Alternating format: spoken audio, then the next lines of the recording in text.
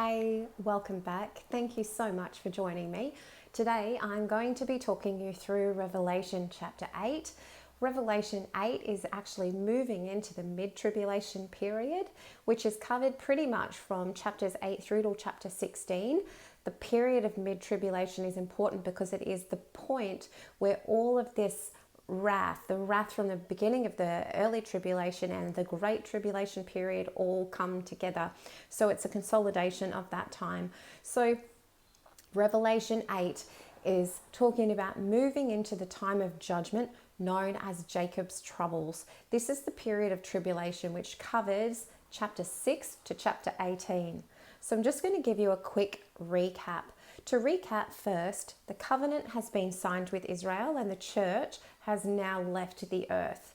The first of 3 waves of judgment have passed. They are the seal judgments. These have been rolled out and the seals have been broken.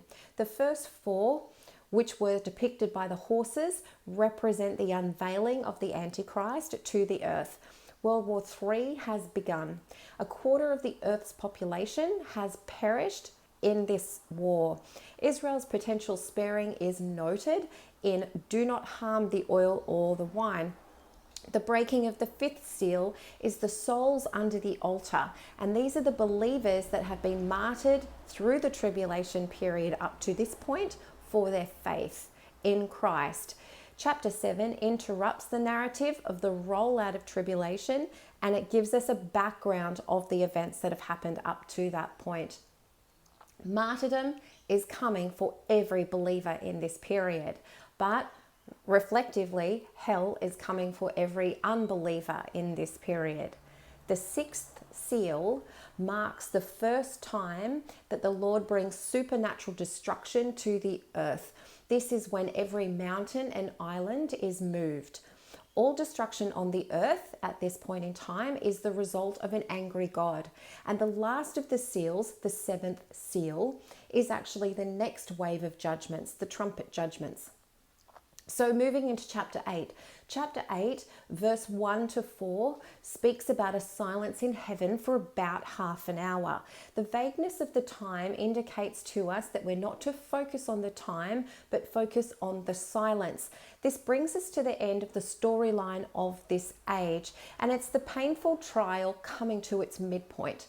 Michael the archangel will arise, and this is a time of distress unlike anything experienced on the earth up to this point. The trumpets, again, represent warning. The trumpets are split between the first 3 judgments, which impact the earth, and the last 3 judgments, known as woe judgments, which impact the body. The 6th trumpet judgment is the 3 woe judgments. The final woe judgment is the 6 bowl judgments, and they come in the future chapters. Woe means eternal judgments. So this is a preview of what eternal judgment from God and separation from God is going to feel like. There are links here in chapters 6, 7, and 8 to the recordings of Israel's slavery in Egypt and its exodus out of Egypt and the events of this part of the tribulation period.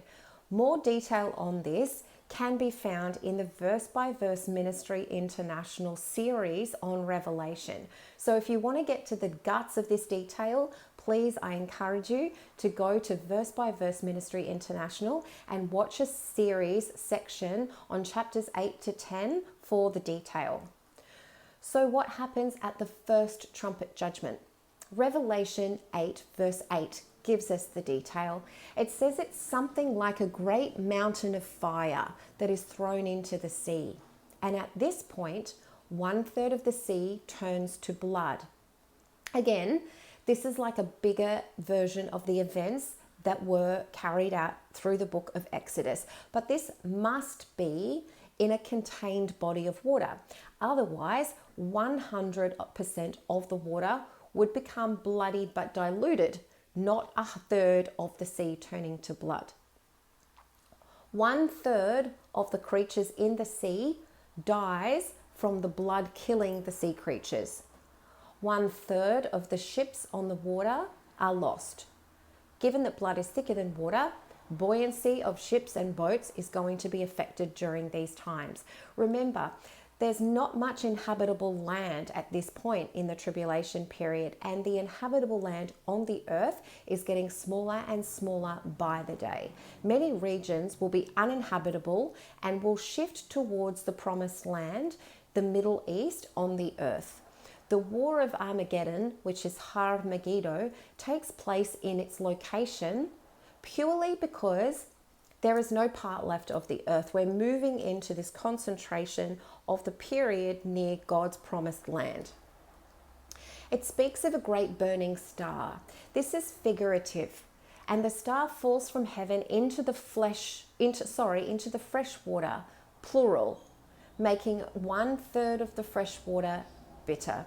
The angel, or the star, is named Wormwood. This is an evil angel of bitterness, sent by God to outwork his purpose. The angels referenced here are Michael and Gabriel. Now, noting when there are names of angels represented in the Bible, if they end in El, El is the Hebrew word for God, so you know that these are angels of God. The fourth angel sounded, and it says in verse 12, 1/3 of the sun, moon, and the stars lose their light. This is an actual reduction in light for the day and 1/3 of the light for the night. So the night is losing its light and the day is losing its light. It's not 1/3 of the time at this point. That's coming later. Verse 13 speaks of an eagle flying in mid-heaven. This is a Jewish term of phrase, and the word in Hebrew is shamayim for heavens, but this represents heaven on 3 levels. They numbered the phases of heaven. The spaces of the first heaven is where the birds fly. The second heaven, or the mid-heaven, is where the planets are, and the third heaven is where the heavenly throne room of God exists. So an eagle, speaking in a human language, eagles don't speak in human language. So again, this is figurative. The angel was circling and declaring the final 3 trumpets are coming. So the angel is making the declaration. The 3 final judgments are directed at bodies, not the environment. And all of the bold judgments are coming in the 3 woe judgments. We're going to be moving on to chapter 9, Revelation 9 next up. Hope you can join me. If you have any questions on this video or the content I've provided, please feel free to send me a private message or to respond to the comments, and I'll be happy to help you as much as I can.